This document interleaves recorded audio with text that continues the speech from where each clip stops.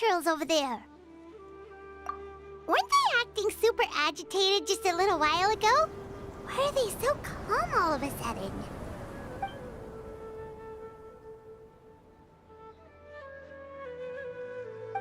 In the new world, they bade farewell to the shrouded sun.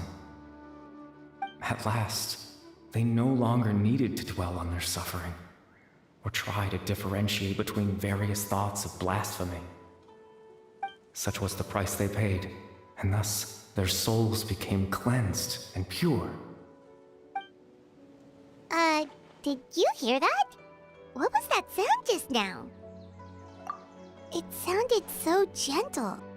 Could that voice be comforting the hilly churls in some way?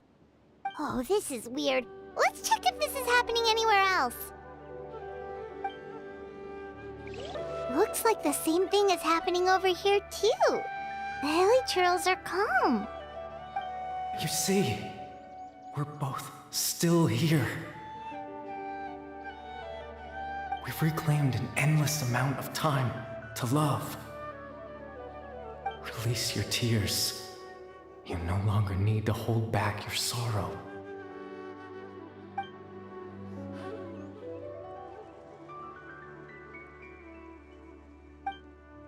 Over there, it looks like they're sleeping.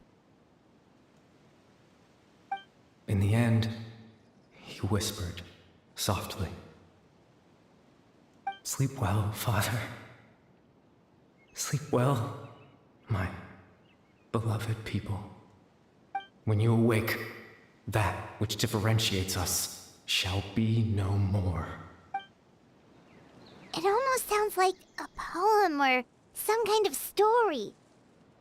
Well, now that the hilly churls have calmed down, Vimara Village should be safe at least. Let's put this situation to the side for now. Dane said this might be our chance to find the missing villager, so we should head back to Vimara Village before it's too late. Interesting. Grandpa Amadea, is everyone all right? The Abyss Order seems to be up to something nearby. The Abyss Order? This is the first I'm hearing of it.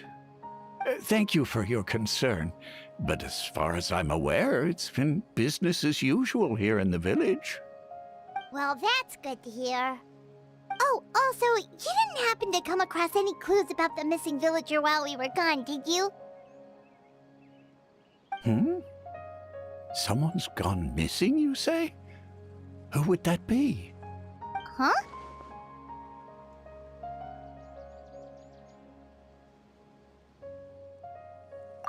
You know, the young guy from Vimara Village. The one you've been looking for all this time. You posted a commission with the Sumeru Adventurers Guild. That's kind of the whole reason we're here, actually. Your missing persons commission. Ah, I do apologize, you two. I hope I'm not worrying you too much.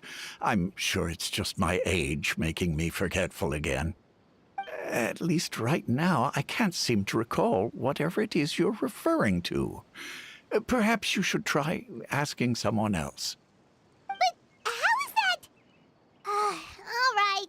Thanks for your help, Grandpa Amadea.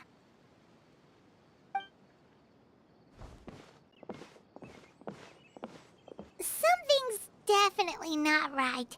We just talked to Grandpa Amadea about the missing villager. There's no way he could have forgotten all about him just like that. What do you think, Traveler? Could everyone's memories of the missing villager have been erased again?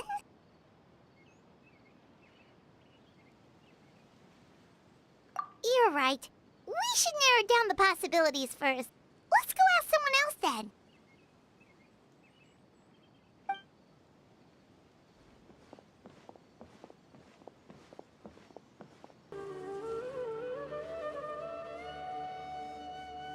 Someone's gone missing? Who? Just as expected. That guy you said a bunch of nice things about earlier? The one you always used to chat with. He's around 20 years old, and you said he was a kind, warm-hearted person? Oh, I know who you're talking about. Really? You remember? There aren't many young people who've earned that kind of praise from me. If you're certain that's what I said, then there's only one person who fits the bill. No doubt about it. But why'd you say he's gone missing?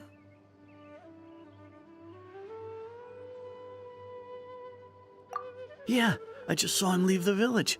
There was someone else with him, too. They couldn't have gone far.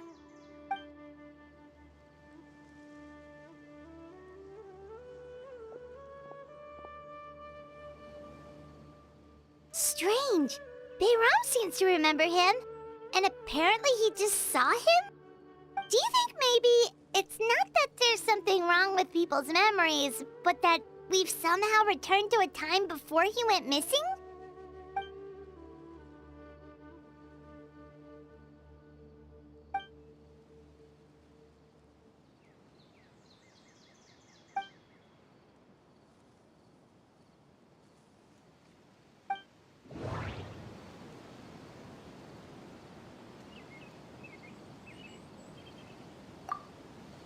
If this person only exists in people's memories, maybe we're in someone's memory right now.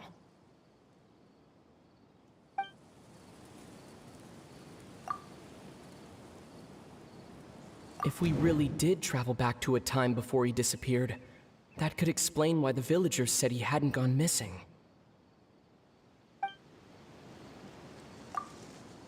Just like what happened with Greater Lord Rukadevada, no one remembers him, because there's been a change in people's memories. No, Bahram still remembers him. He just forgot about the fact that this person went missing. Time travel is extremely difficult to perform. The current situation probably has something to do with the disturbances in the ley lines.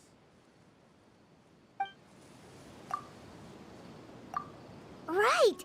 Paimon totally forgot about the ley line disturbances. We're in someone else's memory. Just like how you entered your sibling's memory last time. That would also explain why we seem to be at a time before he went missing. It's a memory after all.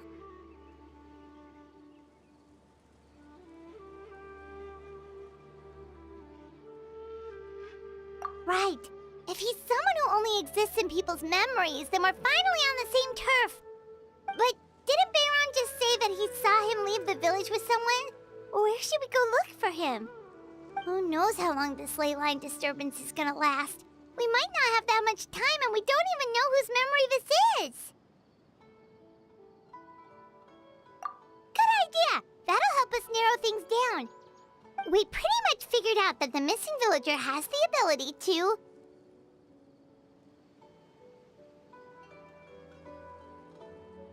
Right! That!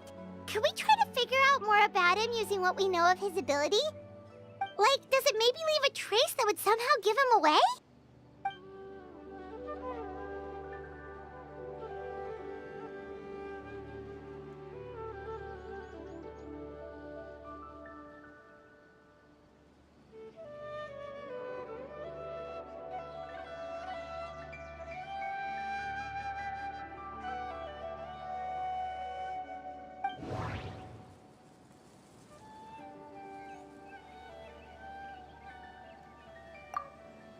If time was allowed to pass within the false memories, there's a higher chance they might conflict with someone's original recollection. That would make it much harder to avoid suspicion. No wonder! All this time and the sky hasn't changed a bit! That must mean time isn't passing! That's the tell of the fake memories! The implanted memories are basically taking place outside of the regular 24 hours of the day. If the memories included the regular passage of time, it would be easy for people to tell that something was off. Like there could be overlap or something. People might start to wonder why they remember doing two different things at the same time of day.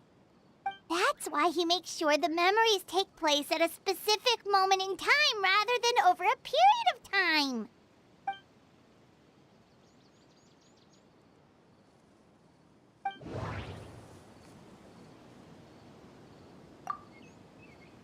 color of the sky coincides with the moment in time she described. Oh, right! That's exactly what Atosa described! Come to think of it, every time we talked, it always seemed to be around dusk, just like right now. Time always passed by really slowly. Even when it felt like we'd been talking for hours, the sun would still be at the same position in the sky. Yep, that has to be it! This is definitely Atosa's memory. Yeah, that's where they'll be! So, you see, Granny Jahiet was a mercenary when she was younger. She just talks like that out of habit. She's not trying to scare the children on purpose. Oh, there I go again. Always talking about my own things. Do you maybe have anything you want to share? It's okay if you don't. You could also just talk about what you think of me? Oh, I think you're an incredibly strong and thoughtful young woman. You'll meet many amazing people and live a very happy life. You won't miss someone like me. Huh? Are those your friends over there?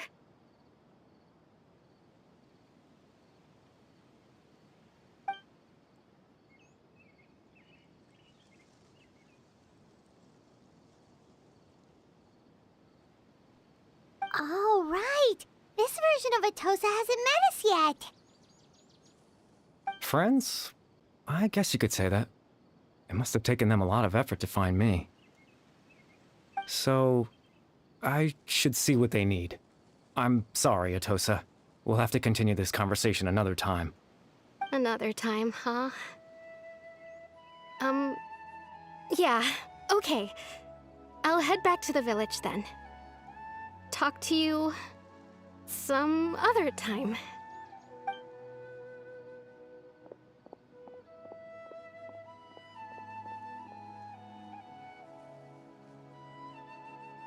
It's nice to see you, Traveler. I believe this is the first time we've met.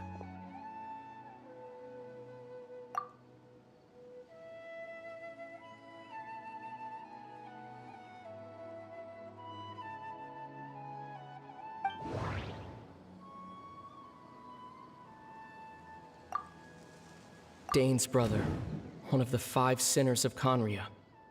The one who stole the power of the Abyss. No, that doesn't seem right. I need to think about this some more.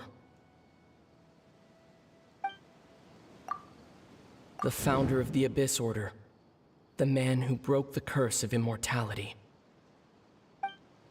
No, that doesn't seem right. I need to think about this some more. Born into abject sorrow, he shall now become the loom of fate. You're Kari Bear Alberic. Oh. You know me? That's quite the surprise. I don't believe I've met you before. Oh, I see.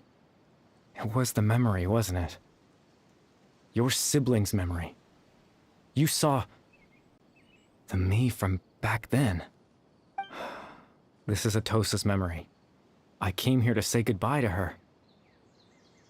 But I suppose I'll just leave her a message instead. Come, let's find somewhere else to talk.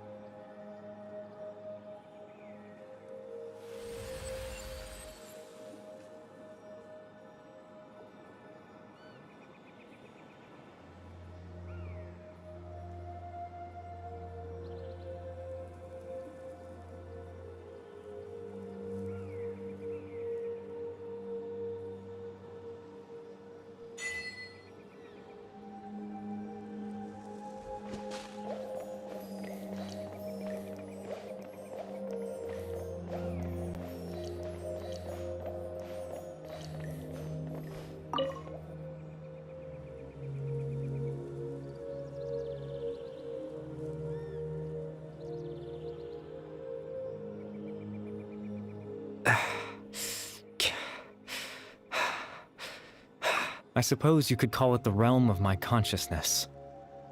I'm someone who no longer exists in the real world, after all, as you well know. It's nothing. I still have enough strength to play the part of a good host.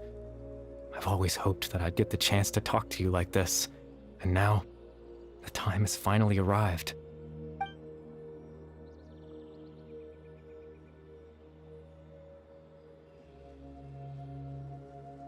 Extreme sorrow and pain, hope and regret coursing through your veins, and a degree of abyssal power that defies comprehension.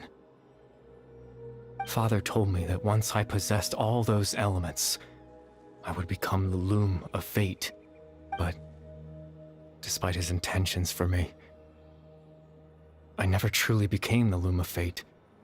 I was merely used as a means for its construction. In truth, I died the moment I set everything in motion. The person you see before you now is nothing but a remnant of consciousness left over within the loom of fate.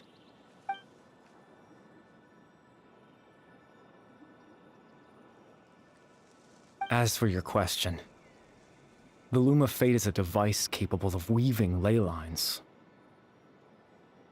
In its primitive form, it can only be used to create and implant memories. But, as more of it is completed, its power becomes stronger and stronger, until finally, it has the power to weave real ley lines of its own. Once fully completed, the moment it gains the power to weave ley lines, it loses the lower-level ability to influence memories, but it also becomes a tool that can change the entire world. Yes, I have the ability to control the loom in its semi-completed form. I suppose you can think of it as a form of compensation. After all, its existence cost me my life.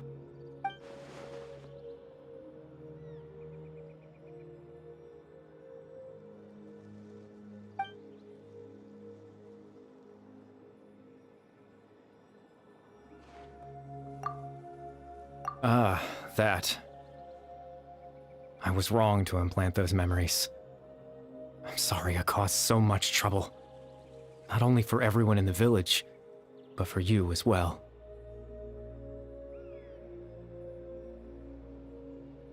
I just wanted them to feel like I once existed in this world.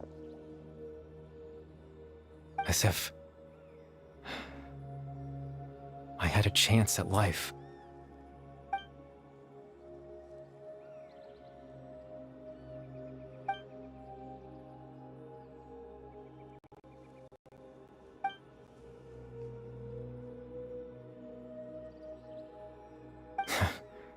I know what you must be thinking. Why would I do something so meaningless? But I just couldn't accept it. I had to know what it would be like if I had my own life. What kind of person I would be. What other people would think of me.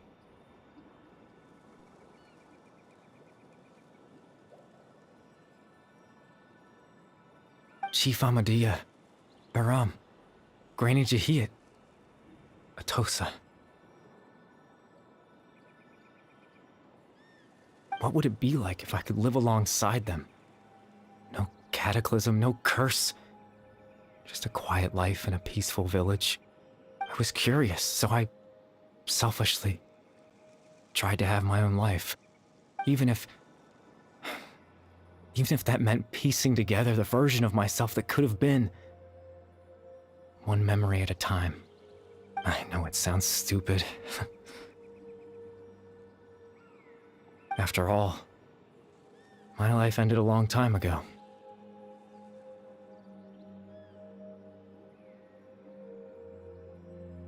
Any chance at living was stripped away from me when I was 8 years old. My consciousness left to mature in an illusory world of nothingness. Even the form you see before you was nothing but an invention based on my father's appearance. An imagined version of what I would look like if I had the chance to grow up.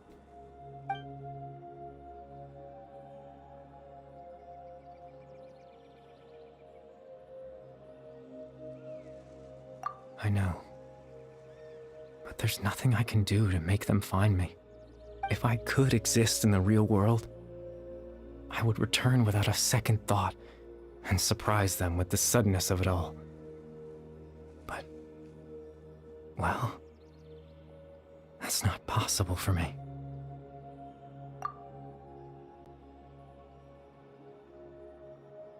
Ugh.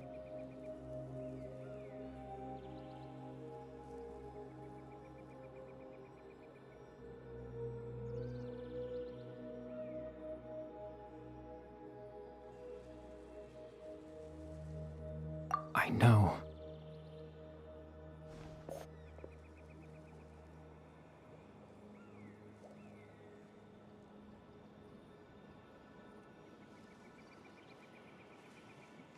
Captain Dainsleif. Twilight's sword, you mean? No need to meet up with him. Things should already be settled on his end. Exactly. As someone who could only exist in people's memories, the fact that I'm able to talk to you in my consciousness like this can only mean one thing. The Loom of Fate has already been completed.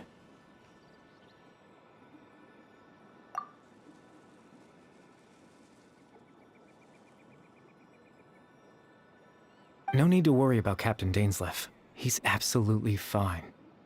The only reason he lost the eye was because I happened to guess exactly what he was planning. Captain Dainsleif has had the eye inside his body this whole time, hasn't he? His plan was to lure the Abyss Order to a false location, capitalizing on their pursuit of the eye in order to have the chance to confront the princess. He would then hand the eye to you and tell you to take it away from that location. That way, Captain Dainsleif could accomplish his own goal and ensure the safety of the eye all at once. A very thorough plan. That's right, because in his mind, he had given it to you already.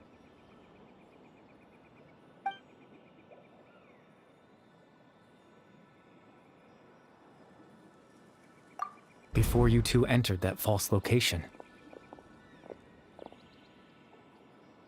Traveler, wait.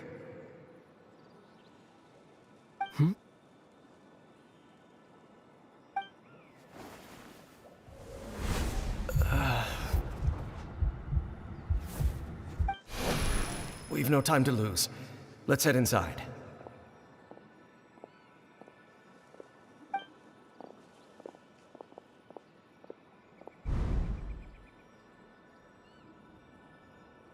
That was when I implanted the memory of him handing you the eye.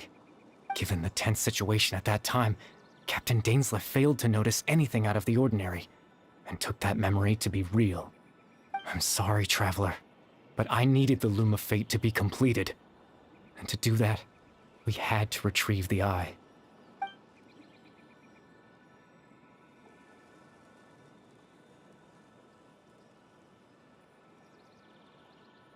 I promise I'm not trying to conceal anything from you, but I truly have no idea what the princess is planning. Tevat's ley line system is deeply entrenched in the planet. Creating new ley lines can neither replace nor extend the ones that already exist. In the face of everything they could be planning, I fear I'm too insignificant to even get a glimpse of the bigger picture. In any case, I had my own use for the Loom of Fate, and my goal, at least, has been achieved.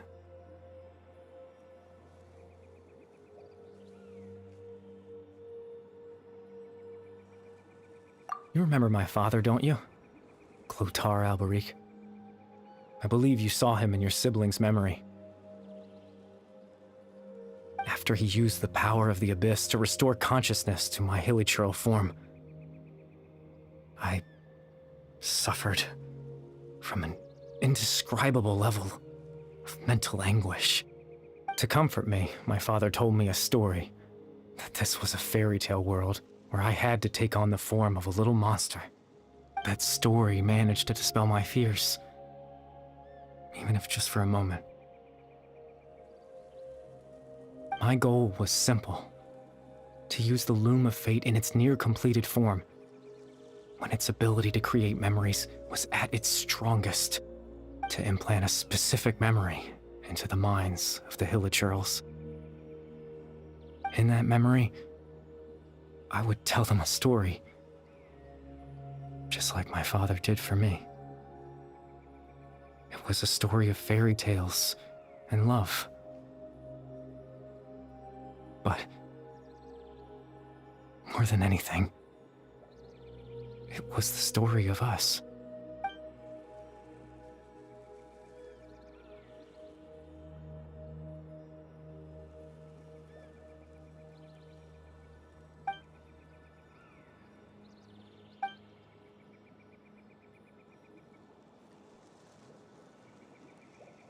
I can't change the world. Not when I lost the very right to exist within it. Implanting those memories, that was the most worthwhile thing I could offer. All that's left of my existence is a wisp of residual consciousness tied to the Loom of Fate. In truth, that trace of my consciousness should have dissipated long ago. My goal was the one thing that allowed me to hold on all this time. But now, the bedtime story is finished. And it's finally time to rest.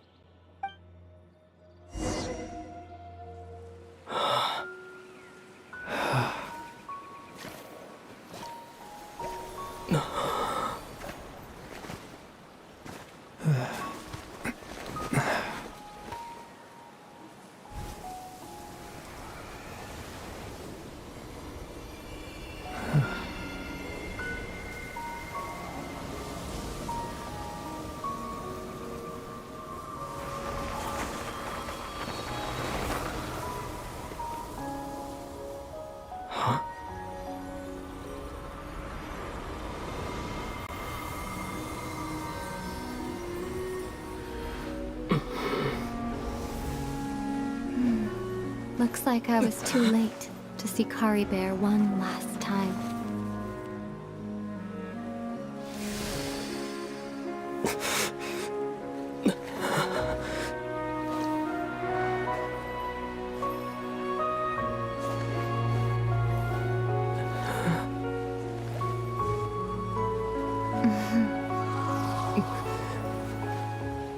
Kari Bear's consciousness is gone, and this space will soon disappear along with it. Neither of us belongs here. That's why we're not tangible. Were that not the case, I'd love to hug you too.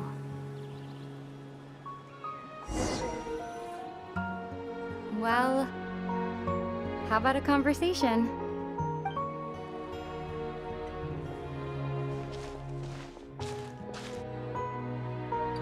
The chance to just stop and talk like this is certainly not easy to come by. Wouldn't you agree? That battle earlier was tough.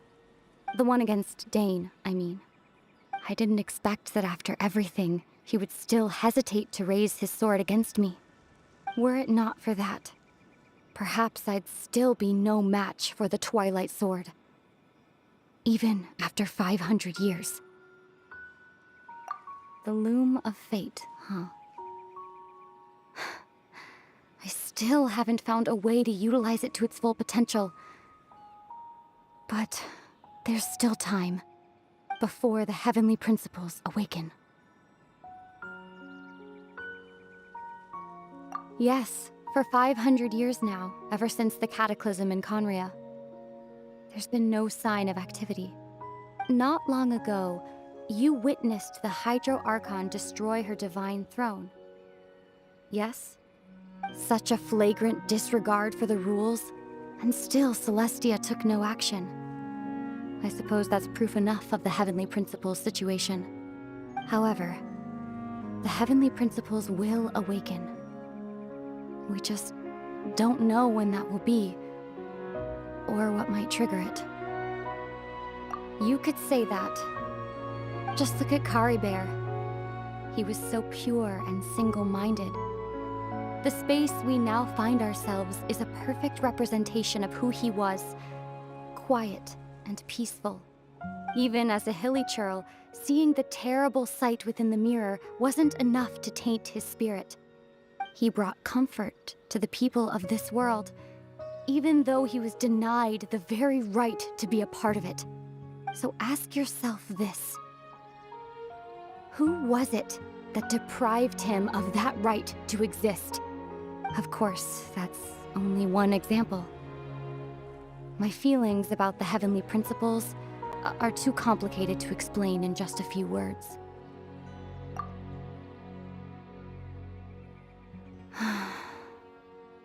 Ether?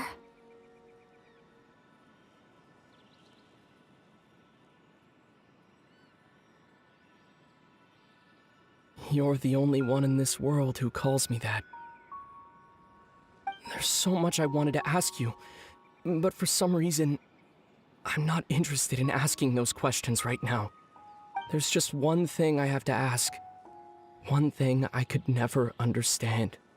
Why? Why can't we continue our journey together?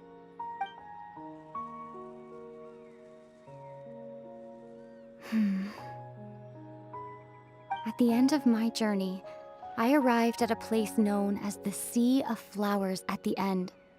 Do you remember? A long time ago, when we traveled between worlds together, you told me you wanted to find a place in the universe where that one flower was in full bloom. To have a place like that suddenly appear before me. Well, would you think of that as a coincidence? You mean... I miss you too, Ether. But as this war continues to rage, and as I continue to seek that final answer, I don't even know how to face myself sometimes, let alone my own brother. What's going on? This space has lost its tether. I doubt it'll be able to exist much longer. In fact, aside from our inability to physically interact with each other, there's something else you should know about this space. With Kari Bear gone, we won't be able to remember anything that happened here. Everything in space will be wiped from existence, including all memory of our reunion.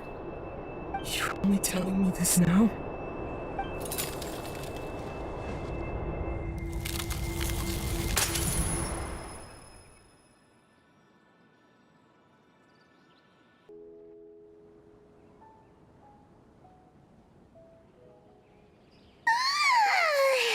Still so sleepy.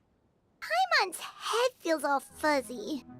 Oh, Paimon woke up a little earlier than you, so Paimon will fill you in. The villagers said that they saw us sleeping near the village yesterday. They couldn't wake us up no matter how hard they tried, so they decided to just bring us back here. Oh, and Dane came by just now. It looked like he was injured. He didn't say anything, though. Just made sure that you were all right and left. Kinda seemed like he had a lot on his mind, but that's Dane for ya. Let's think for a second. We were in that memory, and we saw that guy you called Kari Bear. He was the missing villager that we've been trying to find, right? And after that, Paimon doesn't remember what happened. Wait, really? What a score!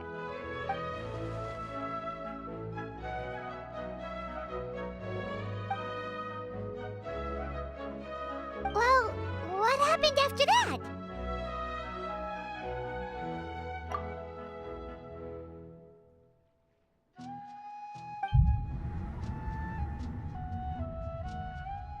Ah, there you are.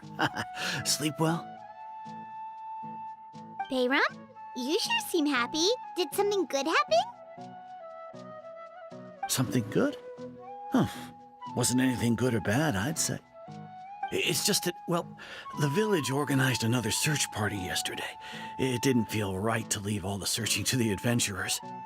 So there we were, searching away, when suddenly this one guy said it all came back to him. According to him, one day around dusk, he was passing by this one tree outside the village, and he saw our missing villager. There he was, sleeping under that tree all by himself. His parents came a little later to wake him up, and they all left together. They looked like quite a happy family, apparently. And after that, well, we all started to feel like that really is what happened. Kind of strange that we forgot all about it for so long.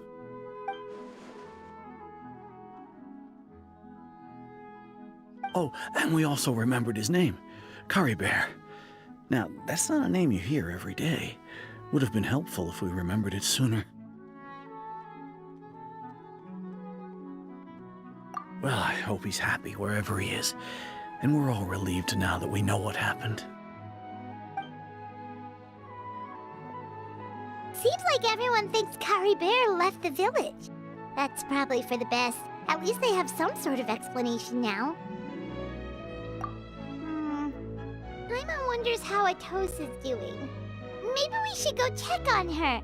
If she hasn't remembered like everyone else, we can tell her what happened.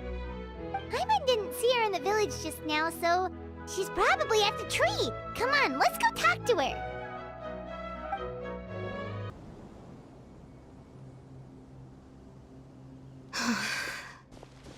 Hey, Atosa, how's it going? Oh, it's you two. I was just about to go looking for you. I wanted to thank you. I was part of the search party, so I remember what happened to Curry Bear now. Honestly, I just can't believe I forgot something so important. It's funny, but I have this feeling he told me the same thing. I just can't seem to remember when.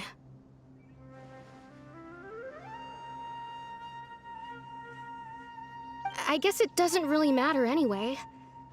Life is made up of a series of memories. As long as I hold on to our time together, he'll always be a part of my life. I'm just happy I got to meet him. So, who cares what happens in the future, right?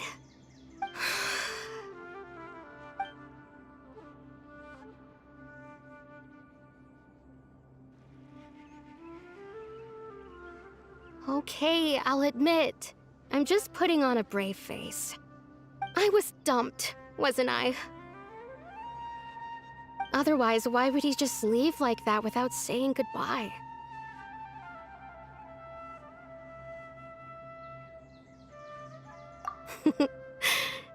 You don't need to comfort me. I'll be okay. It's just like Curry Bear said. It's the things we overcome that make life more precious. And you know, if he has a heart, maybe he'll come back and see me one day. Anyway, thanks for all your hard work, you two. I promised I'd help Granny Jahiet with something, so I should head back. Goodbye. Well, that should be it, right? Everyone's lives can go back to normal now.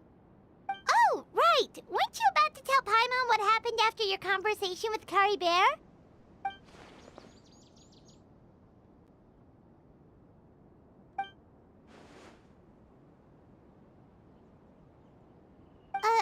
A picture?